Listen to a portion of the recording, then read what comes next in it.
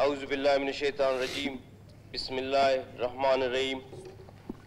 میں سب سے پہلے آج اپنی طرف سے، اپنی پارٹی کی طرف سے میر سرفراز خان بگٹی کو قائد ایوان منتخب ہونے پر مبارکباد پیش کرتا ہوں، اور یہی توقع رکھتا ہوں کہ جس طرح اس ایوان نے ان پر اعتماد کیا ہے کہ بلوچستان جیسے پسماندہ صوبے کے جو مسائل ہیں، ان مسائل کے حوالے سے میر سرفراز خان کی جو صلاحیتیں ماضی میں رہے ہیں، جو بلوچستان کے حوالے سے ان صلاحیتوں کو بروئے کار لا کر جو بلوچستان کے مسئلے ہیں، ہم سب ایوان کو، ساری پارٹیوں کو ایک ساتھ لے کر انشاءاللہ بلوچستان کے مسئلوں کو حل کریں گے۔ اور میں ایک مرتبہ پھر ان کو اپنی پارٹی کی طرف سے اور تمام بلوچستان کی عوام کی طرف سے مبارکباد پیش کرتا ہوں۔ Thank you